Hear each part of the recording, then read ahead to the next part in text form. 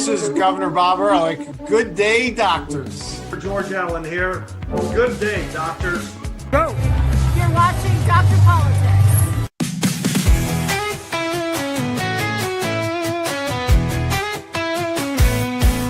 They're Dr. Politics. He's the one to see.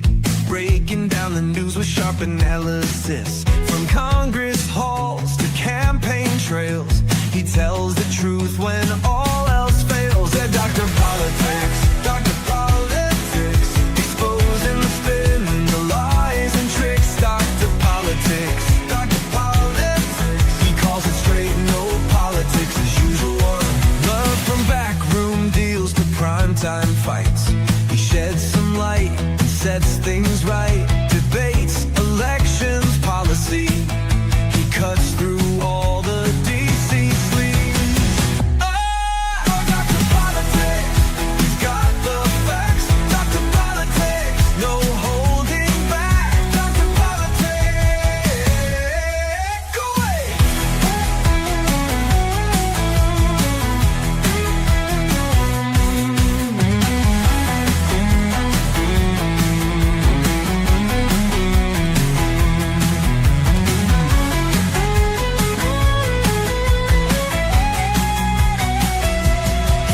Dr. Politics, he's got the facts. Dr. Politics, no holding back. Dr. Politics,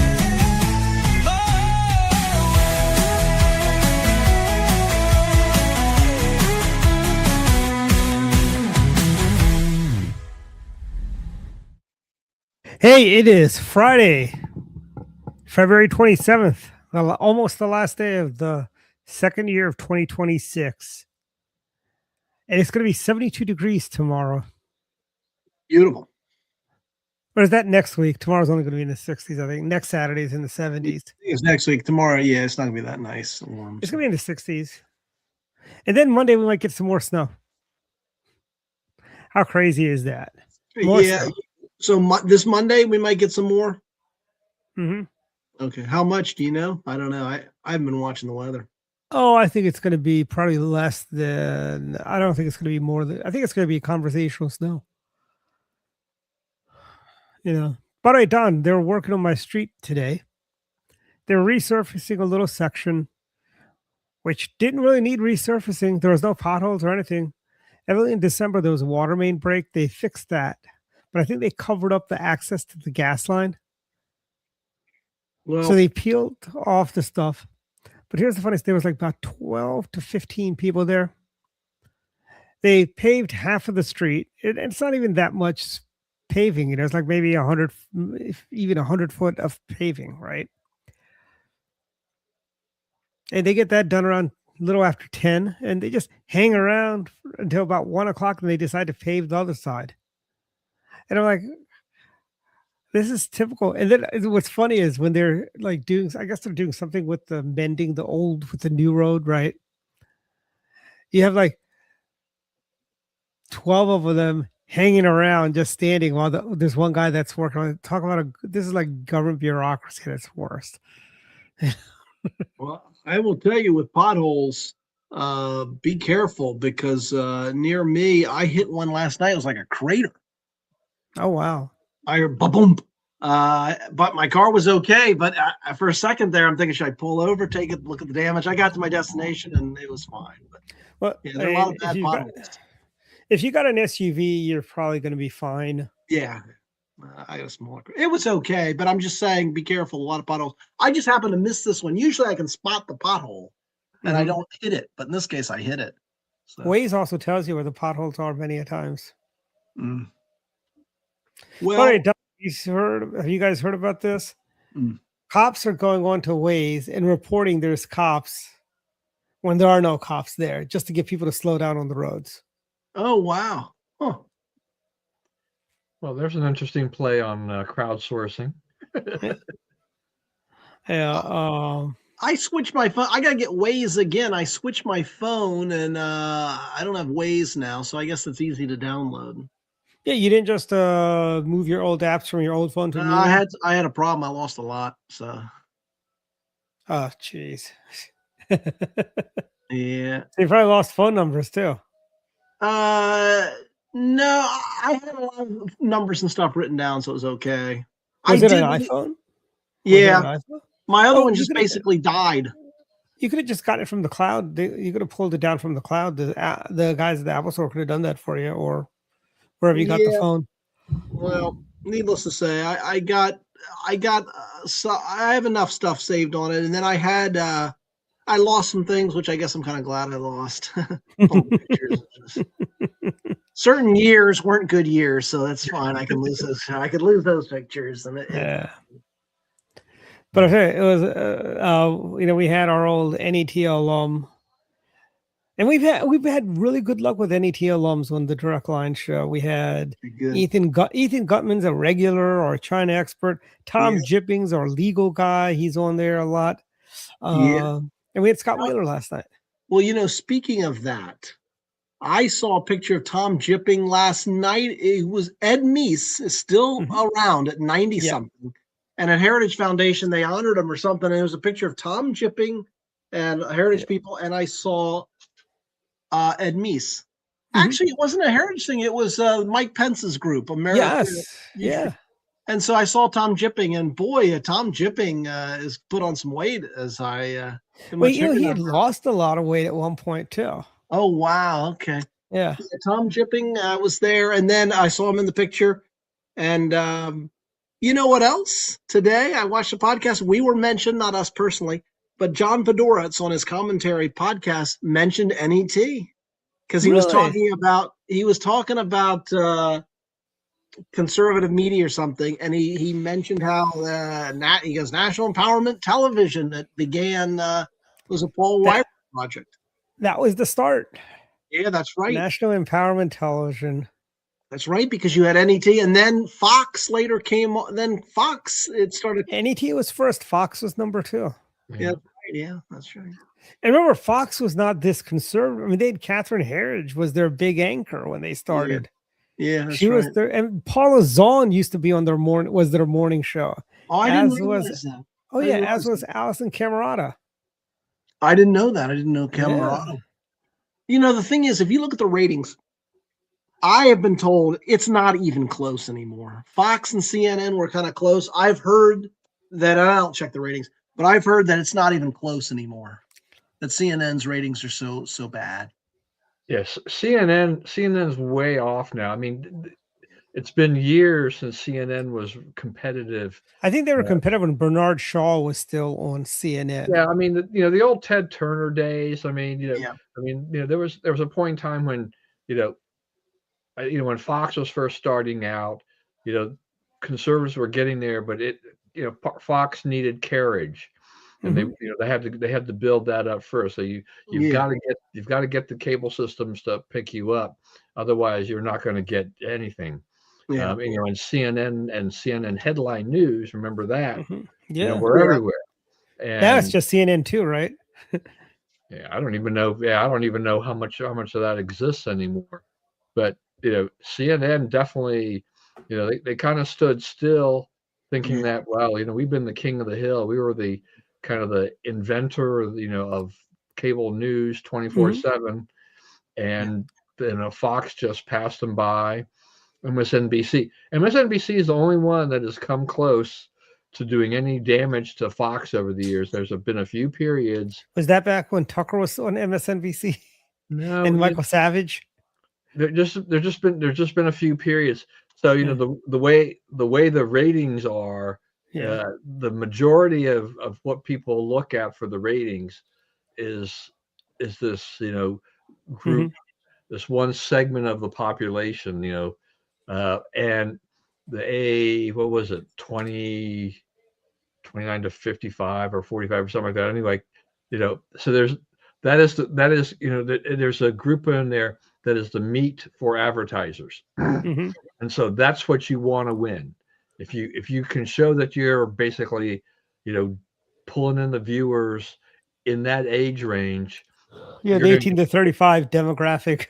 You're going to get you're going to get, I think maybe it's 18 to 49 then. It was something like that. So you'll get the advertisers and you'll get the viewers, Mhm. And Fox basically wins almost all the time. And they had won for a long, long time. They had just been slamming it forever and ever. And then MSNBC crept in there a couple of times, and but Fox regrouped, and they're stronger than ever. Fox, Fox is interesting to me because think about the kind of they've kind of reinvented themselves Yeah. over many times. You're talking about some of the early anchors, but when O'Reilly got canned, or Yeah, when O'Reilly, because they had Glenn Beck, they had O'Reilly, they had Tucker, they had Megyn yeah, Kelly. John Lofton on there too. Actually, at one point, Yeah, well, Lofton. Okay, yeah, I know that was not, another that's not, NET alum. no, that's one I wouldn't talk about too much if I.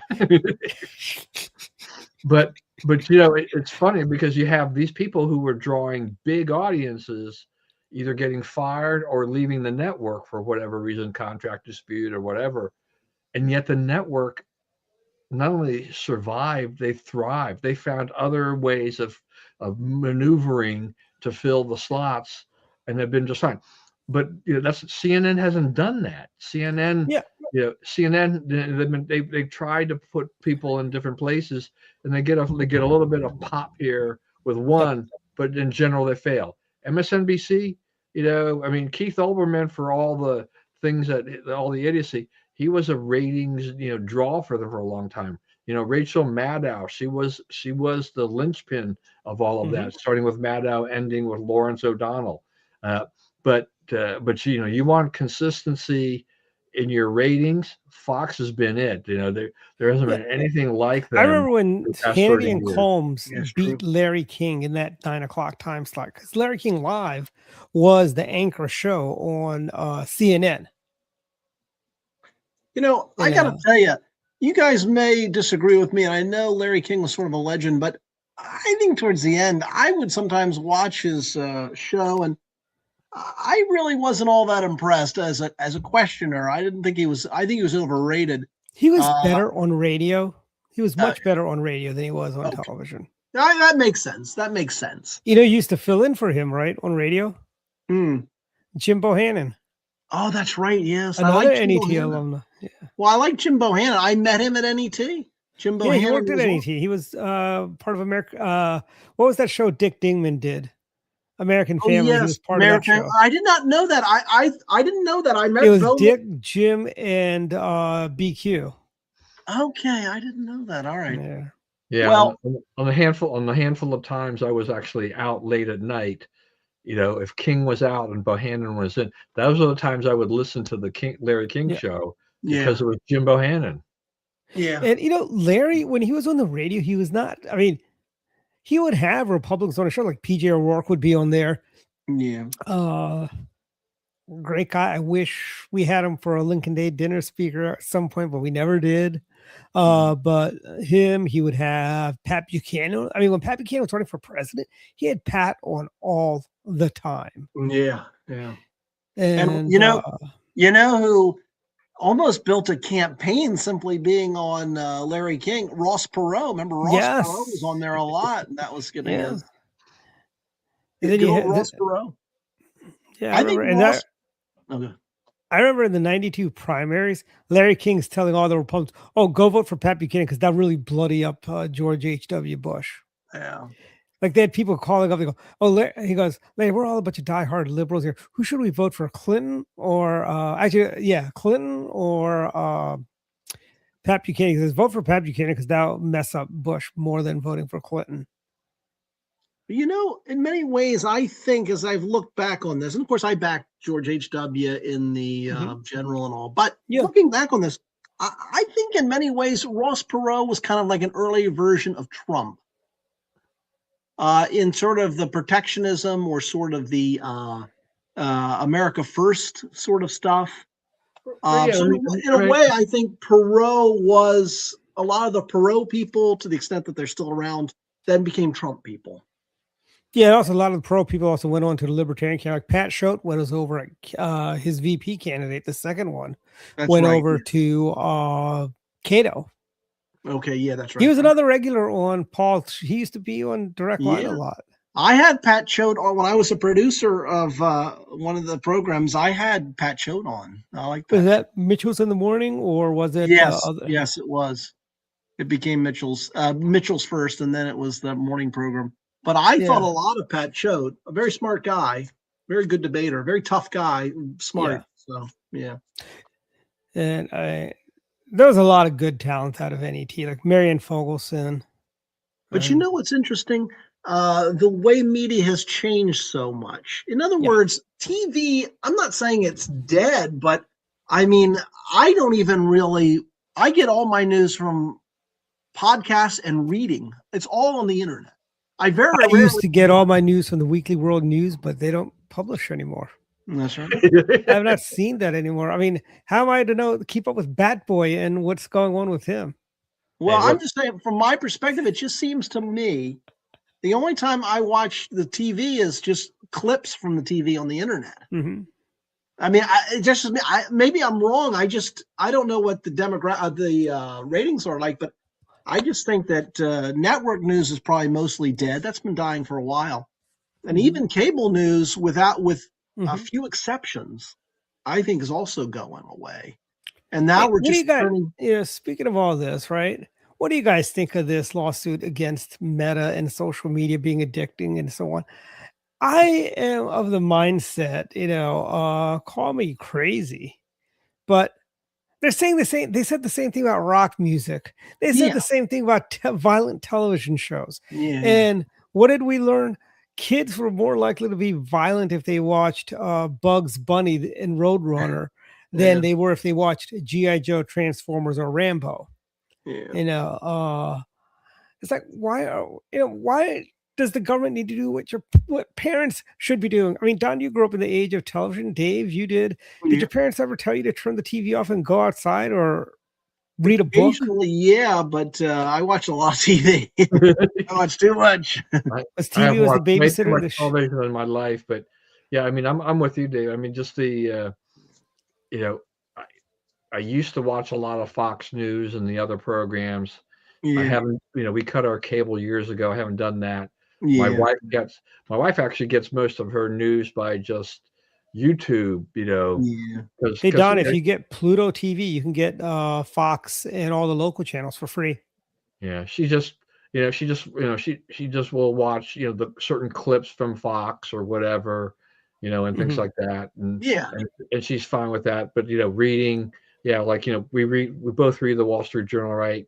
yeah, So we have ways of doing it. There's plenty of information available from credible internet Mhm. sources, to give us kind of a flow and an idea of what's going on out there.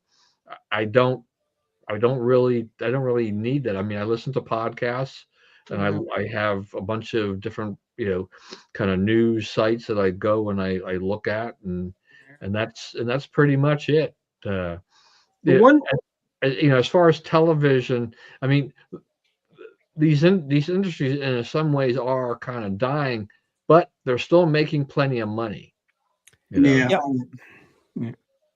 Well, the they one, are. Go well, ahead.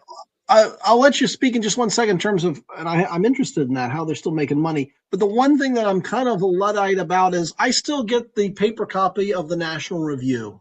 I don't even read, that's the one thing I don't even read online. I get it monthly and I literally will read the magazine, the National Review. I like that for some reason, but I like the National Review in that form for some reason. That's fine with me. I'll just read the magazine. Well, I But I'm, am very. I think when you do that, you get more out of it because Yep. you tendency will be is to read mostly cover to cover. If yeah, you're yeah, reading it online, yeah.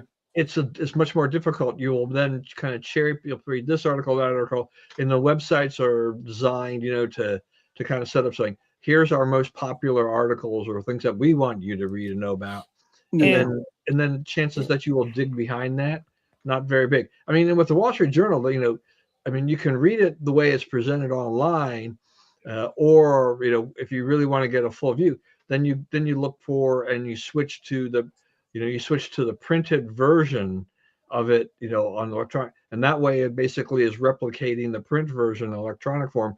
And so now what that you could go through that and say, okay, Mhm. here's some stories I wouldn't have seen otherwise, because otherwise I got to dig around. If I just go through this, I'm like, oh, okay, there's a story I didn't, I wouldn't have looked for, because you But have to here's go the through so many tabs. Yeah.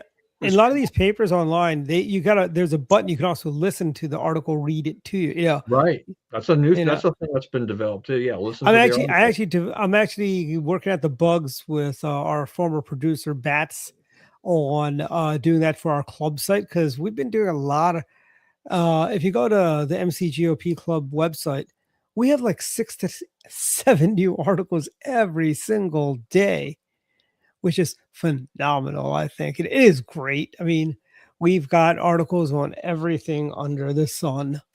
Like we have, like today we had an article on our friend Rachel Carlson that Ian did on how she was wrong about her book Silent Spring was wrong. And Rachel Carlson responds for his millions of deaths in Africa by banning DDT. Right. Just saying. The other interesting debate when you think about those olden days and how the left was so had such egg on their face would have had to be the whole, well, two things: peak oil and the population bomb. When they thought we were going to run out of oil, and then that they thought there are too many people in this world and we had to cut back greatly. Those are two. Roscoe Bartlett also believed in peak oil. Okay. But you know why peak oil, I think, failed? Because technology is such that it's easier for us to find oil and extract it. And also George Norrie. Huh? Well, George Norrie on Coast to Coast AM had a guest saying, oil is like the blood of the planet. It's just going to replenish itself all the time. Yeah. We're never going to run out of oil. Yeah, that's right. Because that's like the blood inside the earth, the living earth. Yeah, maybe so. There may be something to that. I don't know. Plus now with our ability to frack and shale, we can get oil, which we couldn't get back in the 1970s.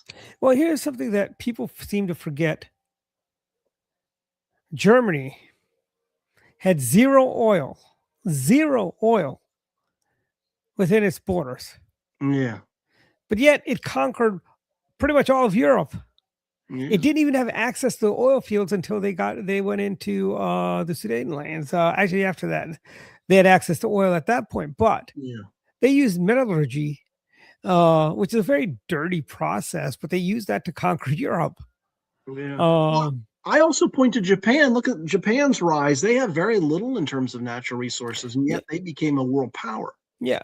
Basically their oil supplies were from Indonesia when they conquered Indonesia. Well, actually it was Dutch Indochina then. But that's where their sources, that's why Japan has a lot of nuclear power. Yeah. That's also, and well, nuclear is good. I think nuclear power may be the wave of the future. Maybe. Yeah.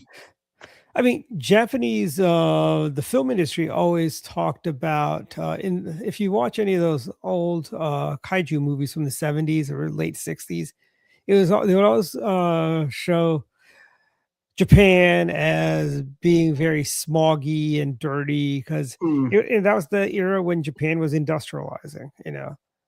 You go to Japan today, you could eat off the ground. That's how clean the place is. Yeah. It's not that. I don't recommend. Maybe Singapore. I don't recommend that. Remember Singapore? You can't. Remember that kid in '94 who egged somebody's car and he got caned. Yeah, Michael Fay, I think was his name. Yeah. And what the sad thing is, Bill Lynn made a funny comment. He goes, "Hey, you go to another country, you got to obey their laws. Maybe if we cane kids here, we wouldn't have so much problems here." He did. I don't think he got caned though at the end. I don't know. I don't know what happened. Yeah. Because he was like the child of an American diplomat, I think. Okay, or something like that. Yeah. And he got sent back to America or something. Are you saying like bring back corporal punishment in schools? I don't believe in corporal punishment, but I don't believe in it, but I'm not against it. Well, I don't think it should be. I don't think it should be ever used. But I think with some of the violent kids they have in the classroom today, maybe that's what was that movie about that principal from New Jersey, Batman? He carried a bat. Joe Clark. Yeah, that's it. Yeah. They made a movie about him. Stand by Me, I think. Remember they made a movie. No, that was Edward G. Ramos about teaching Hispanics calculus. No, there was one about Joe Clark, and Morgan Freeman, I think, played Clark. Was that Stand by Me or Stand? Oh, never mind. That was Stand in Deliverance. Was the other one? Well, I'm old enough to remember. Lean on Me. Yeah, maybe that's it. Well, we got rid of corporal punishment, and I'm not objecting. However, I'm old enough to remember in elementary school. I remember this principal, Mrs. Watts, and she took a ruler, and the kid turned around, and she went whap right across his butt. It broke the ruler. It broke the ruler. Did you go to Catholic school? No, it wasn't a Catholic school. It's a public school. Because the nuns used rulers. The nuns were, weren't the nuns infamous for knocking, wrapping your knuckles and doing other things? My mother has the most beautiful handwriting, beautiful. And she said she went to Catholic schools, and if you did it wrong, the nuns would wrap your knuckles with a ruler, so you learned to be straight. Oh, not only that, in Catholic, you use your left hand. Your knuckles, your hand got whacked if you were using your left hand. Well, she's left-handed. My mom is left-handed. So yeah. No, because there was an episode of American Dad where the mother, basically, there was an episode where she disliked somebody because they were left-handed. Oh wow! Okay. Yeah. But we have some news stories. The only one in the family that's left-handed. It's the oddest thing. Everybody's right-handed in the family, but my mother's left-handed. Yeah. So we got some also news stories. I mean, we did talk about the news about the media, but the President's State of the Union, I thought it was pretty good. Yeah. Long. It was long. But it was good. It was good. It was and good. You know, it's good when the Democrats are having a meltdown the next day. How did their rally go, by the way? They're going to have a rally on the mall. I'm not sure. I saw they had some rally with people dressed up as frogs or some odd thing, but frogs. I mean, the Democrats did pull together the liberals, I guess, the People's State of the Union and everything like this. I mean, look, from my standpoint, I mean, I've been watching this stuff for way too long. State of the Union, I don't know what's going on anymore with this because I think this is becoming nothing but political theater now. There's really little or no value in this. Reagan, to me, was being the kind of communicator he was. He really made the most of it. He could give you these soaring speeches. He would talk about the vision of America, talk about all the greatness of America, talk about what we're accomplishing, what the vision was, and those things, and what he wanted to accomplish. And those are the kinds of things you should be doing. I mean, if you've got millions of Americans watching, you want to, encourage them. You want to say, hey, look, we're on the right track. We're doing great, and we need to do some of these other things to make it even greater. But it has deteriorated a lot. And I'm going to look, I think the Democrats play a part in this, but I think that Trump has accelerated the decline of the State of the Union. There used to be civility. I mean, except for like when Joe Wilson shouted out, "You lied" years ago and stuff like that. We've lost the civility. You don't need a speech that's an hour and 47 minutes long. The whole thing has just become kind of a folly. And he doesn't, he's not usually used to get a bounce from this, but he's not going to get much. If he gets much of a bounce, I'll be surprised. But his numbers are pretty low now because he's just been driving himself and the Republican Party into the ground lately with these policies.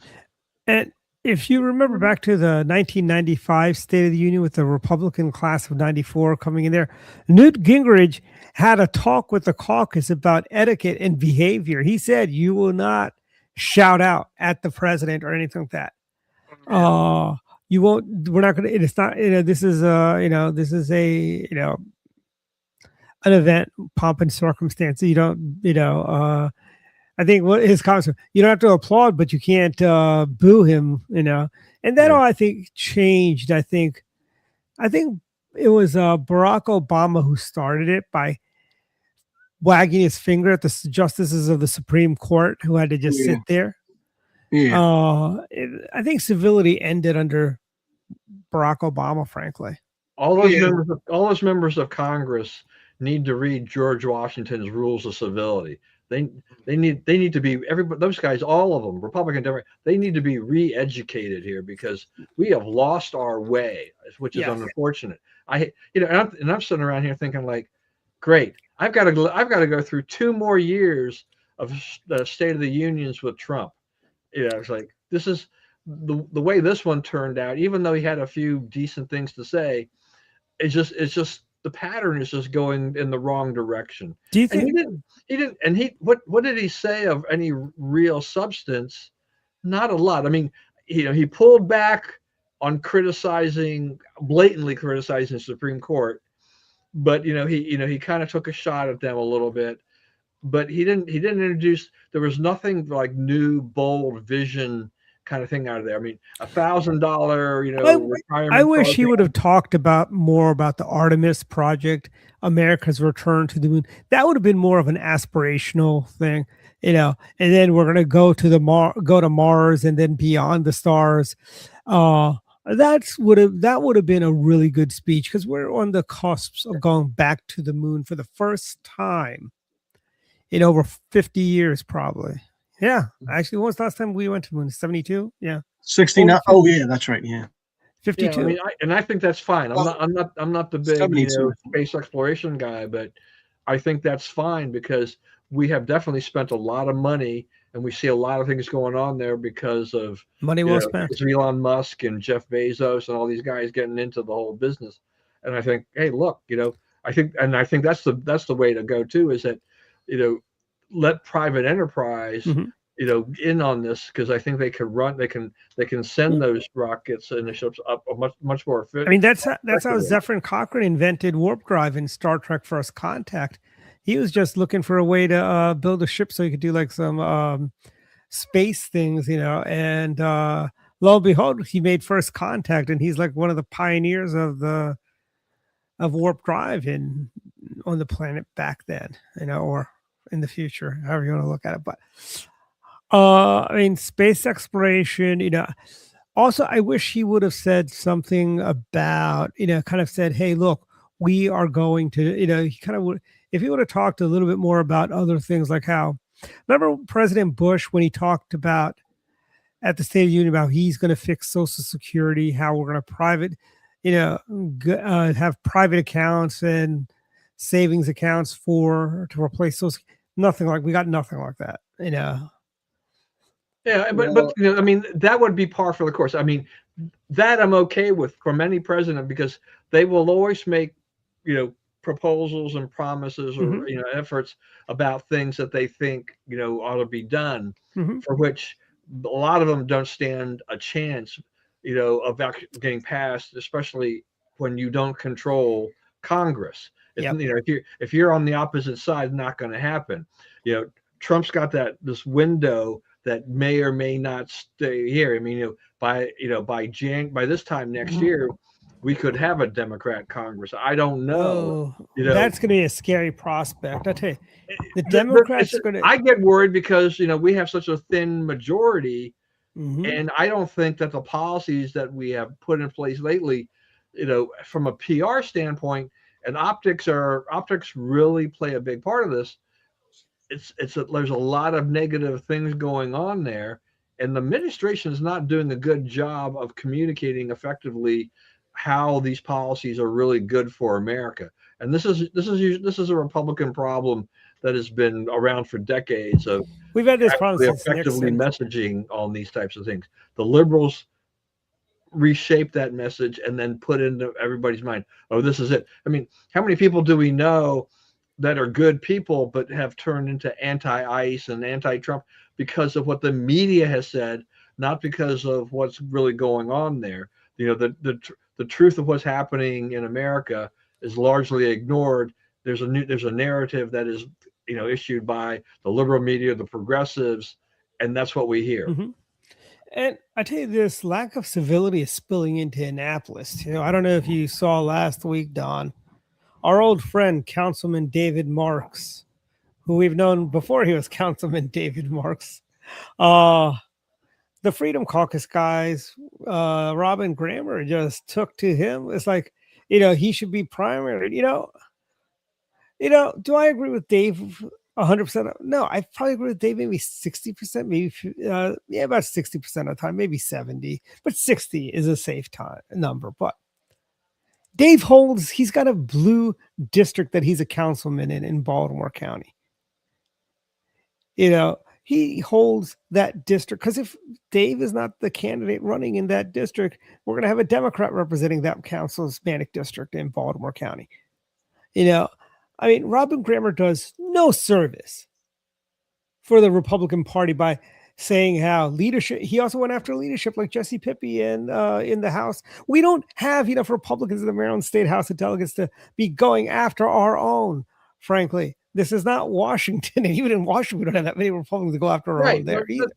I think you make a good point there too. It's just that there's a lot of this things, and we're where we set up to gift the Democrat Party all these things because we're fighting amongst ourselves. It's like, okay, we have to primary that person. It's like, but that representative, that senator actually has very good support. Even if you don't agree with, even if he's not 100% on your side, they're going to vote your way more than the Democrat that would possibly replace them. So why are you giving up, trying to give up that seat? It's no like we had a whole faction of Republicans that didn't want to vote for Larry Hogan for U.S. Senate. But something? How's Angela Alsobrooks working out for you? How is Angela Alsobrooks working out for you? We had a whole bunch of Republicans that refused to vote for Dan Cox. How's that working out for you guys? Dan, we have Governor Spenmore now in Annapolis. So I will say I don't know how Dan Cox could have won that race anyway. I don't think he was a good candidate to begin with. But I think Republicans saying, well, our person lost, so I'm going to go home. I never liked that. It's like, remember when Montgomery County lost all the votes in 2011 at the convention, and people say, "Oh, we're never going to come back here." It's like, no, you can't take your ball and go home. You got to stay engaged. You got to win people over. And this is the industry we're in is about multiplication and addition. Not about division. It's not about division. You don't win when you divide yourself. Well, tell that to President Trump, because sometimes that's what he's doing. Yeah. Well, and speaking of that, we got a Texas primary. We should never have had that. Cornyn, we should have just rallied behind Cornyn, saved the money. I think Cornyn's going to win that primary, though. I hope, but remember, there's going to be a runoff, so then we have to go to the runoff. Have they already had their primary? I thought this primary next Tuesday. I think March 3rd. Yeah, next week. Why are we doing this? John Cornyn has been a solid guy overall. Yeah. What's wrong with John Cornyn? Yeah. He's a lot nicer than his predecessor was, Kay Bailey Hutchinson. That's right. Well, and the other thing, and I'll let you speak just one quick point that, I wrote a column about this. Incumbency is very powerful, and we need every seat we can get. If we get rid of Cornyn, we open up the seat in a general, and then it's iffy. Mm-hmm. If you keep Cornyn, save the campaign money. Well, it's too late now. Back him, he's going to win. So why risk the seat when it could come down to one seat? Yeah. I didn't like the fact that Dewhurst primaried Ted Cruz, frankly, for that other Senate when that Senate seat came open. Yeah. Actually, did Cornyn take Kay Bailey's seat, or did Ted Cruz take Kay Bailey's seat? I'm not sure which. I want to say something tells me Cornyn took Phil Graham's seat. I think so. Well, whoever was there, Cornyn's been there longer, I think, than Cruz. Yeah. So then it would have been Graham's seat. I think it would have been. And I tell you, Kay Bailey Hutchinson, I know a lot of people who work for her says she's tough to work with and all that, but hey, so's Kamala Harris, okay? But Kay Bailey voted right. And I think she was on 2 episodes of Walker, Texas Ranger as herself. She gave Walker an award in one episode, and another one, Walker was helping her, showing her something. They had some rehab thing for troubled youth, and she was there too. Well, who'd be tougher to work for? Kay Bailey Hutchinson or Helen Bentley? Helen Bentley. I guess so, yeah. I'm surprised you know about the legend of Helen Bentley from living in Virginia. I heard stories. I knew someone that worked.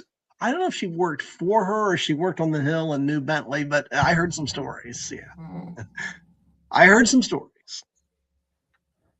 Okay, we have somebody made a comment about saying the president was convicted.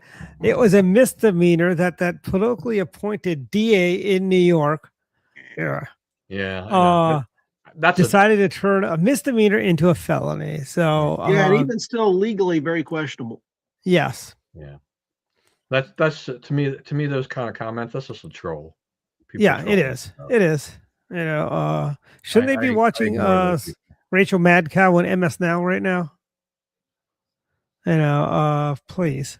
But Ms. Now not doing too well in the ratings, by the way. Yeah, I mean, this is How can they afford Mika and Joe? I thought they'd only have enough money to pay for one of them. I mean, now they're a separate company. They're not part of the bigger entity in Comcast, Yeah. so they've got to do it. But they, like I said earlier, I mean, these companies have been profitable.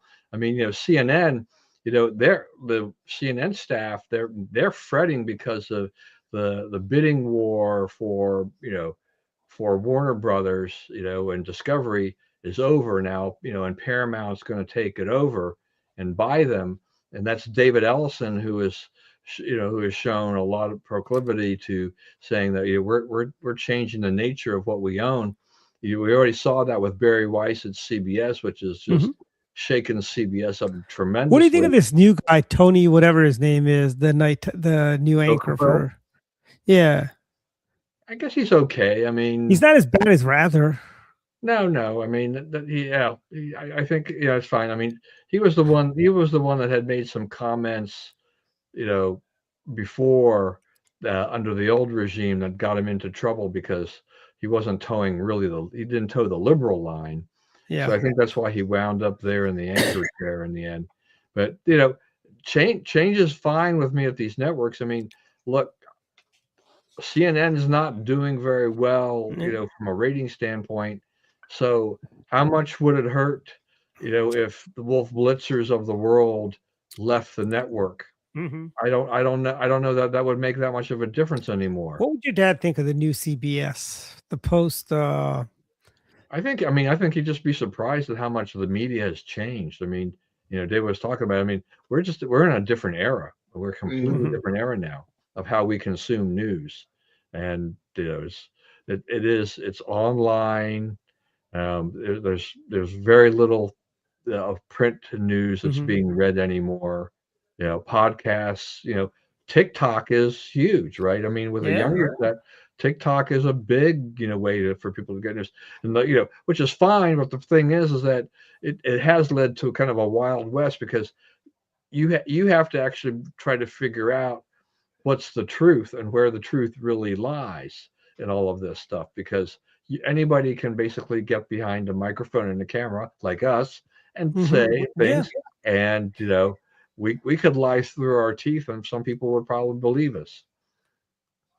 Yeah, and here's the thing: Scott Wheeler from NET alum was on our other show, Direct Line. By the way, Direct Line, you guys know that's kind of out of a homage to Paul Weyrich, because that was his show, Direct Line, with Paul Weyrich. Yeah. And we had Scott on, and we were talking about how, just think how NET would be if we had YouTube.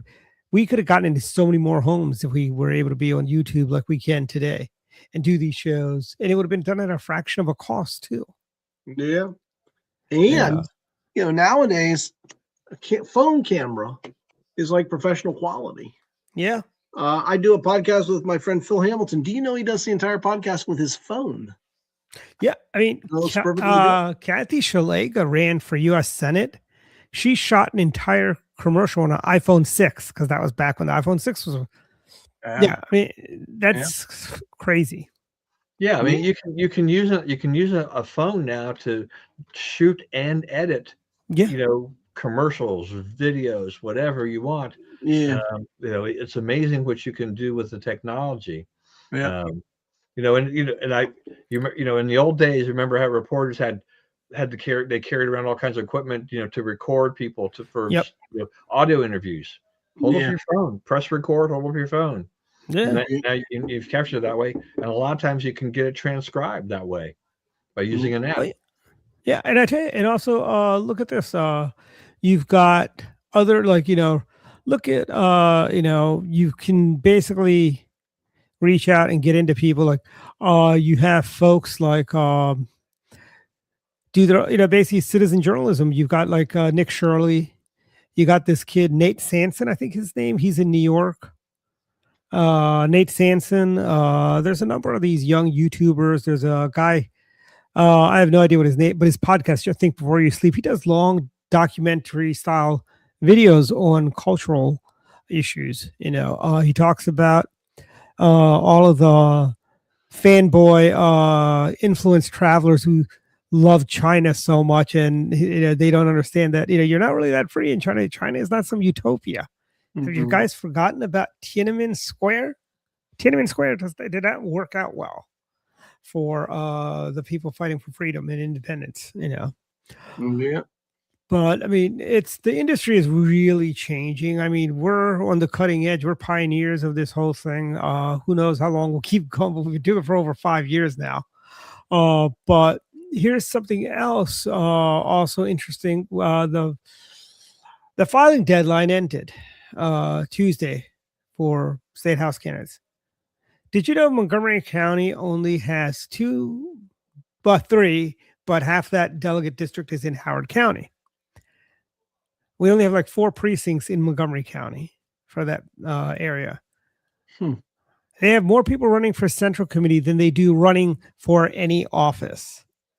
They should be ashamed of themselves, frankly. I remember in the old days, we'd get 80% coverage. 80%, 75%, 90%, dare I say. I mean, I think 2010, we had close to 90% coverage, Don, when you and I ran. It's a shame. I think it really is a shame. Because when Montgomery County Democrats are unopposed, they get to go spend money against Republicans who can win, like Alex Harlan, who's running in Baltimore County, or Adam Wood, or you've got Jake Taylor running in Harford County. We've got a lot of young YRs running for office, and what happens when Montgomery County Democrats don't have to spend money? They're going to blow that money against races where we can win. They're not going to stay home and, oh, well, I can just sit this one out. No, they're going to go around and spend money around the state against Republicans. That there is something to be the French resistance, frankly. D-Day has to be successful, but we have no French resistance in Montgomery County. Prince George's County field more candidates than Montgomery County, which is a true shame. It really is a shame. Yeah, I mean, I took a quick look at some of the filing because I was kind of curious, and from Montgomery County, just on the council level, I'm like, what I see is Democrat, Republican, Democrat, and just virtually. I mean, you have Sully, and the Republicans are just they don't exist. The only time you see a Republican name is when it's for the Central Committee for the most part, and it's just. This is that's the high watermark, the Central Committee. Don, you get elected there, you may as well be a junior legislator there. Yeah, but I mean, it's unfortunate. We're not doing a good job at all on candidate recruitment.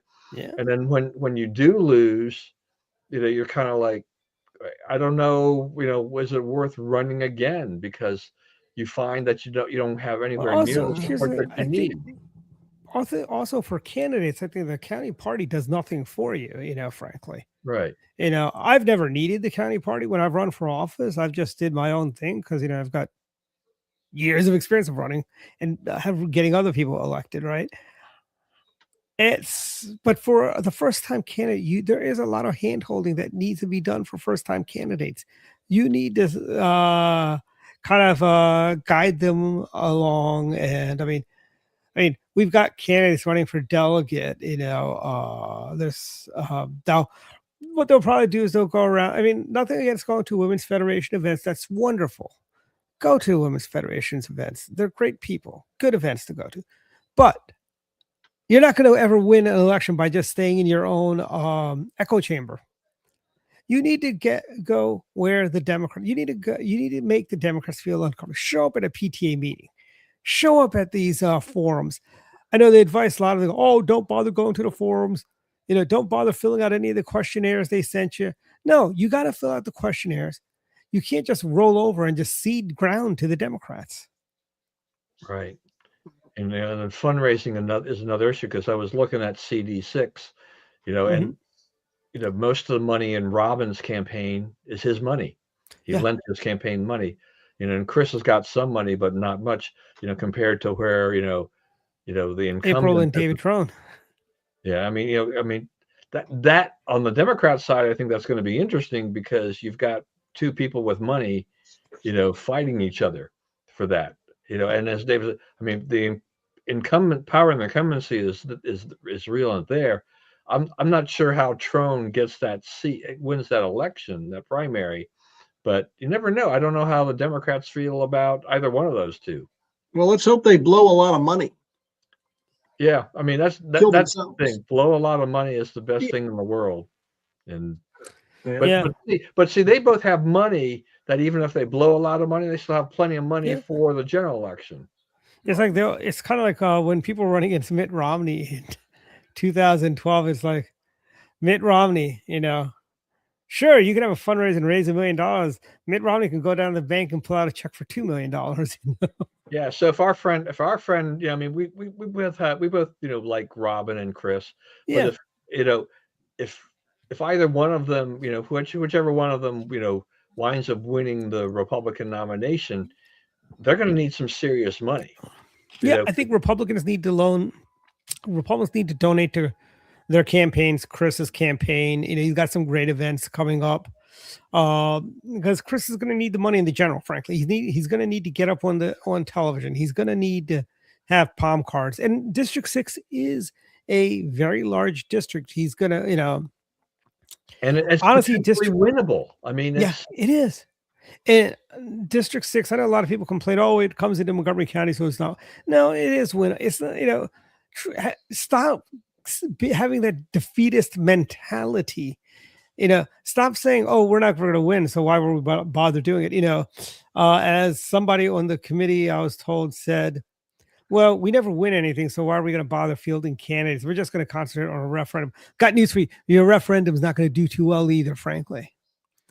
Don't you think the referendum would do better if you had all hands on deck, so to speak? But I'm not on the committee, so as a wise Alabama our friend said, not my monkeys, not my circus, not my monkeys. I mean, in our central committees, is it officially down to like 21? Yes, or 22. I forget what it is. 22 or 21. Whatever the number is. Yeah, they are. But something, when they shrink it down to 22, it's not going to, I know they think it's going to change the voting pattern, voting strength at the conventions. It's the same amount, except instead of being spread across 48 votes, it's being spread across 22 votes. And it's still not going to be, Montgomery County is not going to have 22 because it gets reassessed. And voter registration in Montgomery County has even dropped. I don't think Montgomery County might not even be the highest Republican registration county anymore in the state. I want to say Anne Arundel might be beating Montgomery County for number of Republican registrars, or Baltimore County is one of the other. I think Montgomery County's, so they'll take a hit, because it's a new formula every convention. We take your total number of registered Republicans and then go through that. Montgomery County does not have 135,000 registered Republicans like they once did. I think they're down to 90-some thousand now. That's why their newsletter has to say they're representing, what is it, 200,000 Republicans and independents or whatever. Because the numbers have dropped so precipitously. The only way you make it look halfway decent is that you got to throw in independents, but you have no idea whether or not they actually support you or not. And in Montgomery County, most of the independents are basically left of center. Right. They're not. A lot of them are very nefarious this way. What they'll do is they'll because how we have a problem finding Republican election judges. Right. Many times they will put an independent in who's really a Democrat, so they can be a Republican election judge. So they'll agree with their Democrat buddies. You know, we need to grow our party. We need to, because we are the party of better ideas at the end of the day, Don. Oh, we're almost at final thoughts, Don. Isn't that fun? Yeah, I know. We're at final thoughts. Dave, final thoughts. Well, I'm glad it's gonna be a little warmer weather. I'll have another column up this weekend, so check out my columns. And looking forward to getting this winter behind us. So It was a cold winter. yeah, It was a I cold, thought it was, long winter of 2026. it was not a good one. But anyway, that's about it. So, but yeah, check out my Substacks. Yeah, are you coming to speak anywhere in Montgomery County at all? I'm coming up a couple times to Maryland, and I'll get out as I get closer to those dates. Sure. I will let you know, and then Good, hopefully I'll good. come out and join you in Montgomery County. And one thing to talk about is the news in Virginia, what's going on with Spanberger, and then we're going to have a referendum. They're trying to redraw our districts. So, By the way, her response was atrocious. yeah, no, she did poorly, and I'm going to write about that this weekend. So I'll give my response to her. Bobby Jindal had a better response. Remember when Bobby Jindal did the Republican Yeah. response? It was not that good. And so He did a Bruce. better job. Yeah, but it's a tough act to follow, the president. But anyway, Yeah. but that's about it. Okay. Don, final thoughts? So since I'm on the county's website since we were mentioning registration. So at the end of January, there were 404,063 Democrats, registered Democrats, 100,697 Republicans. Oh, 100,000. And 187,514 unaffiliated. Yeah. Democrats who can't make up their mind, as Rush Limbaugh would call them. Yeah, so the Democrats, they went from 403,823 to 404,063. So they were still growing while the Republicans in January lost about 70 voters. And buddy, that's not even those numbers we see are not the active voters. If you go down and actually look at the actual Republicans that vote, it's less than that. Yeah, there's a whole bunch of things about inactive registration and all these other kinds of things. So, but I mean, it's just on the face of it, 4-1. It's not good. No, it's not. But the French Resistance had the similar odds against the Germans while D-Day was happening, and Yeah, I mean, in the right district with the right candidate, you can possibly, make some noise and do something. I always felt that, if a candidate can get, in the 40s, 40 or above in a district, it shakes up their Democrats a little bit, because the Democrats are usually used to, beating their opposition 2-1 or more. And if you actually show that you're now at a 60-40 or whatever, or 55-45, that makes them wonder what's going on there. And we just haven't been able to get to those levels. I mean, Don, you and I were probably the best Republicans for years that ran. You got 34, I got 36 when I ran in 10. Like that. It's a long ago memory. Yes. Hard to believe 2010. Yeah, I know. I was just like, I've been there, done that, done with running for office, done with the Central Committee, and just gliding into the golden years and whatever else holds. So, yeah. I mean, I tell you, as I say, I'm going through boxes and boxes of old photographs from high school days, college days. I'm like, that was hard to believe. 1990 was that far away. Yeah. I agree with that. That's for sure. I was sharing some of the pictures of from the AIM days of Matt, Jeff, and I are going to a Star Trek convention. I'm like, look how young we look. Yeah, no. When old pictures of them may pop up, I'm like, okay, yeah. Didn't I realize got how a much- picture of you from San Francisco at the what do you call it, the CRP convention, and it's funny. I found a picture from one of the Lincoln Day dinners we had gone to, and I'm like, that's crazy. Yeah, yeah. It's amazing how Yeah. much time has gone by. Yeah. Well, any other thoughts, Don? Just quickly, this thing, this Candace Owens documentary on Erica Kirk. Okay, you talk about crazy people. Candace Owens is right up there on the right. I mean, it's just like this whole attack on Erica Kirk, and that there was some conspiracy that Erica Kirk was involved in the death of her husband's. Like, But isn't Candace also trying to fill in for George Norrie on Coast to Coast AM? Because George, I think, is going to be retiring soon. They're going to need somebody to fill that the I slot. don't know. You know? I don't know. I don't understand why people pay attention to Candace Owens, because she's just off her rocker. That's all. Yeah. It's just beyond me. I mean, but she racks up millions of views. It's just like, it's mind-numbingly frustrating. It that is. someone like that gets that attention. That is true. It is crazy though. It is bonkers, frankly. Well, isn't Macron suing her because she claimed that Macron's wife was once a male? I think that's another thing that she's done. Yes. Well, didn't Le Pen at a debate say, "Don't worry, we'll still have the first female prime minister of France, no matter which one of us wins"? She accused him of being a woman. What is Le Pen doing these days? Was that her name, Le Pen, or is that the party? Yeah, Marine Le Pen would be the National Front leader. She spoke at CPAC. Wasn't she sentenced to jail or something or other? Or yeah, some campaign. She was sent to the Bastille. Yeah, she had some problem that, yeah.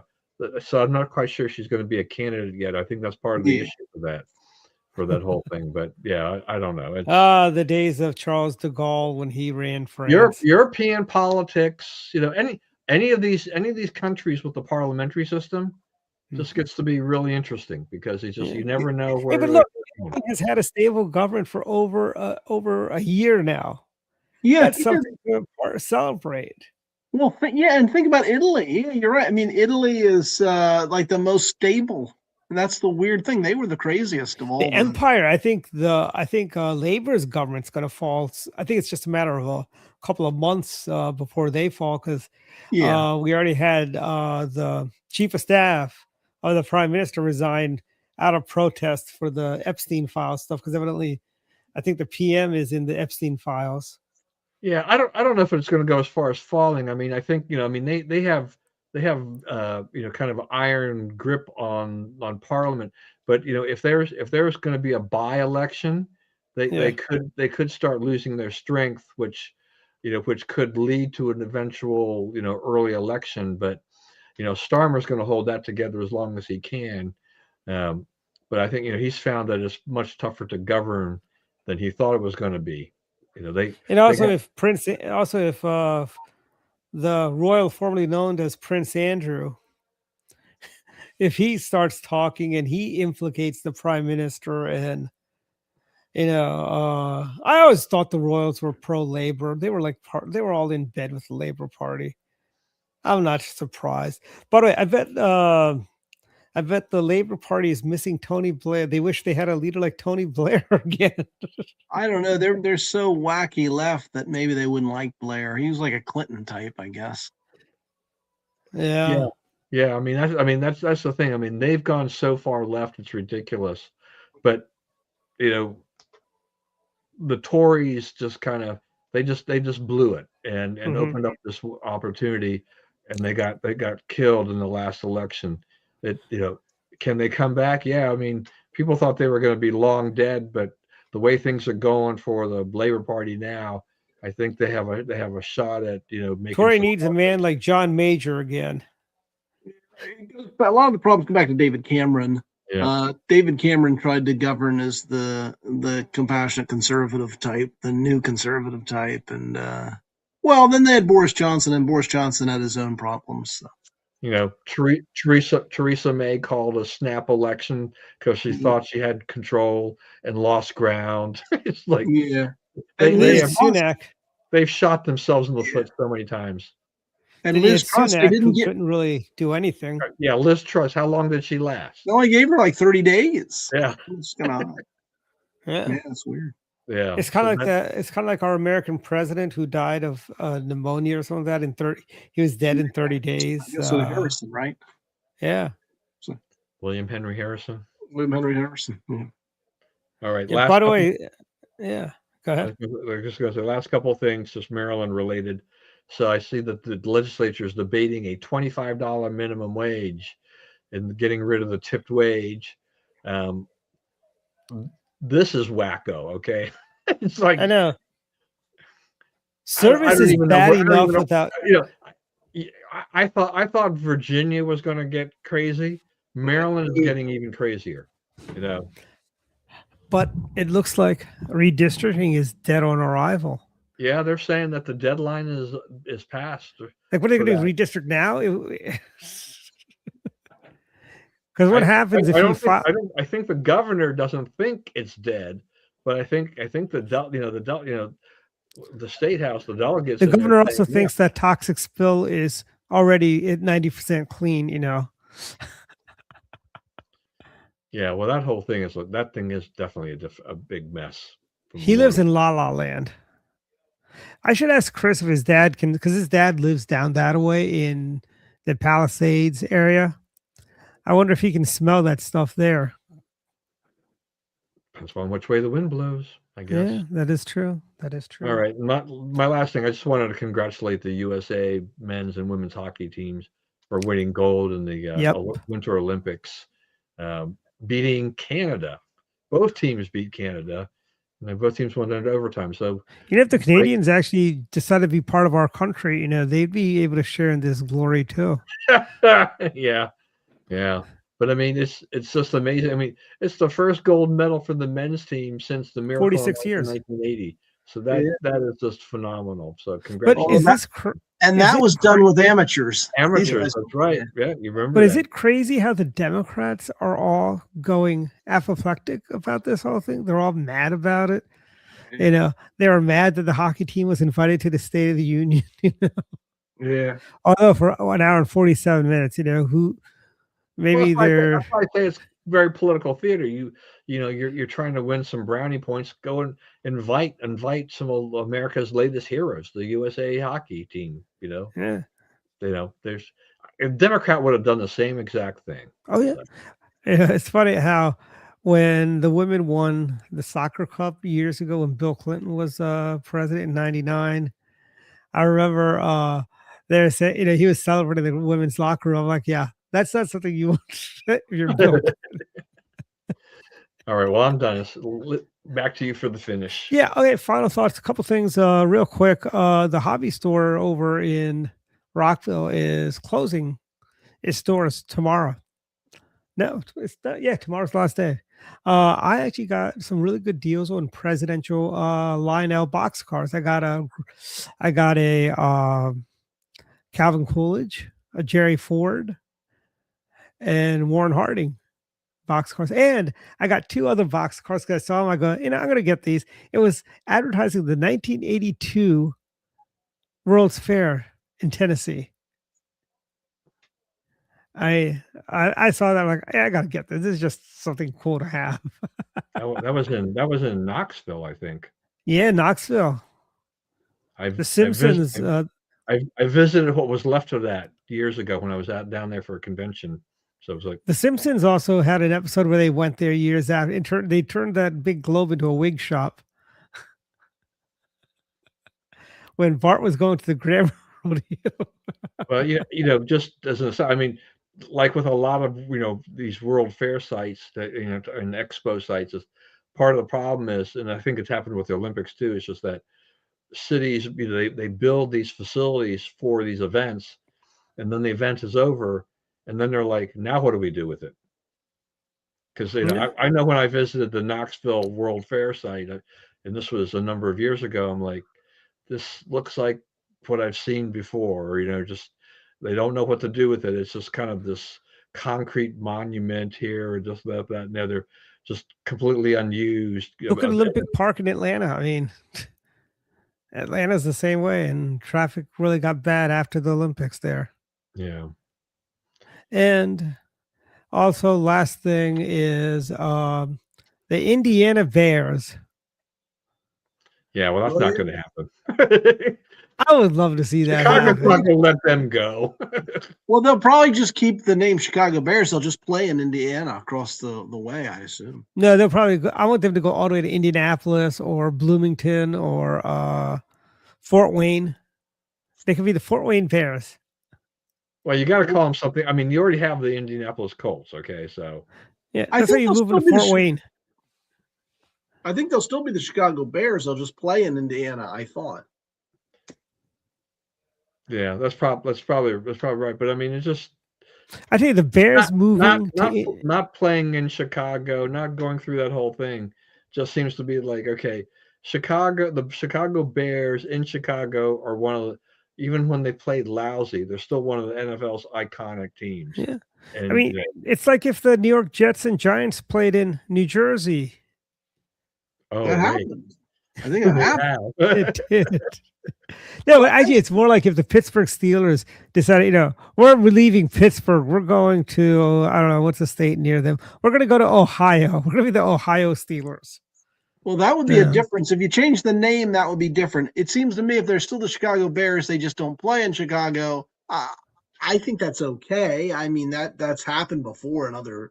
But there's that usually happens like when you got a town, like if the New York Jets, New York Giants, they played in New Jersey, but that's what we all know. That's all culturally New York anyways. Well, remember what I grew up in the Washington Bullets played in Maryland.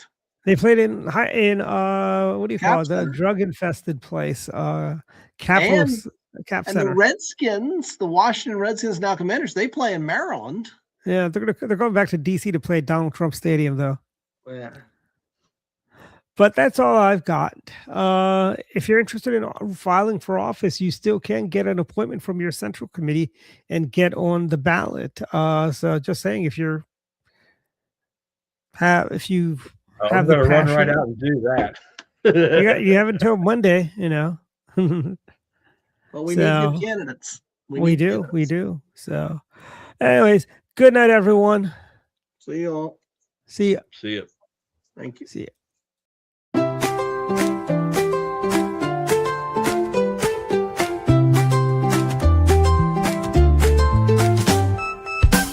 Let's go down to Masoni's, where Italian cuisine shines.